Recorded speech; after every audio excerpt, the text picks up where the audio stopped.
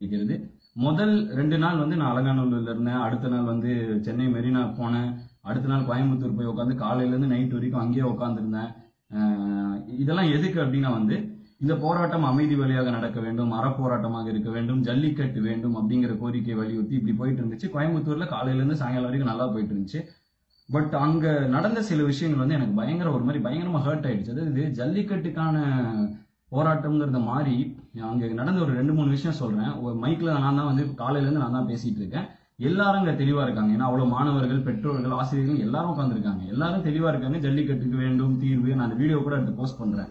அதுதான் எங்களுக்கு வேண்டும் அப்படிங்கிறாங்க. நிறைய பேர் வேற வேற கருத்துக்களை பேசுறாங்க. அப்ப திடீர்னு ஒரு 10 பசங்க என்ன வந்துட்டு, அண்ணா நீங்க இங்க போராடாதீங்க, அங்க வந்து போராடுங்க. இல்லப்பா எங்க உட்காந்தா என்னப்பா, இல்ல அங்க எங்க மைக் இருக்கு வந்து பேசுங்க.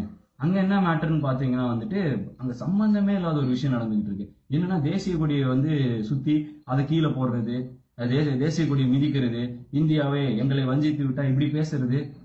என்ன சொன்னாலும் நான் வந்து ஒரு இந்தியனுங்கிறதுல இருந்து ஒரு மாற்று கருத்தே இல்லை. இந்த மாதிரி தேசிய விரோத செயலுக்கெல்லாம் நான் வந்து துணை போக மாட்டேன். அதான் அவங்க கிட்ட தெளிவா சொல்லிட்டேன்.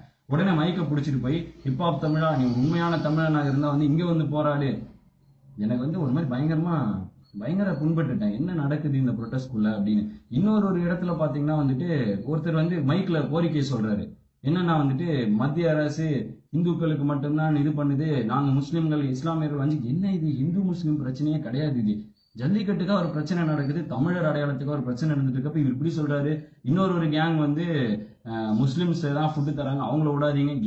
எனக்கு ஒண்ணுமே புரியல. அப்புறம் சில பேர் வந்து நாங்க தான் ஃபுட்டு தருவோம் அப்படிங்கிறாங்க. என்ன நடக்குதுன்னு எனக்கு புரியல. நானும் அங்க இருந்து பார்த்தேன். ஒரு 10 மணி இருக்கும். கூட உட்கார்ந்துட்டு இருந்தேன். என் கூட காலையில இருந்து உட்கார்ந்துட்டு இருந்த பசங்க என் கூடவே இருந்தவர், அண்ணன் நீங்க நம்மளுக்காக இருக்கணும்னு சொன்னாங்க. அண்ணன் தயவு செஞ்சு கிளம்பிடுங்கண்ணே, அவங்க வேற மாதிரி ஏதோ பண்ணிட்டு இருக்காங்க. எந்த அளவுக்குலாம் கொடுமைன்னா என் போட்டோவை போட்டு இந்த பக்கம் பீட்டா போட்டோவை போட்டு ஃபுல்லா கெட்ட வார்த்தைகள் எழுதி, இவ்வளோ பர்சனலா நான் வந்து ஒரு வருஷமா இந்த பிரச்சனையில இருந்து பாதிக்கப்பட்டிருக்கேன். பீட்டா எனக்கு எதிராக தனிப்பட்ட முறையில குரல் கொடுத்தாங்க. ஒரு தடவை கூட நான் பீட்டாவை வெளிப்படையா திட்டினதே கிடையாது. அவங்க என்னைய தனிப்பட்ட முறையில தாக்குனாலும் நான் அவங்களை திருப்பி தாக்குனதே கிடையாது. பீட்டா சொல்லும் கருத்துக்களை தாக்கியிருக்கேன்.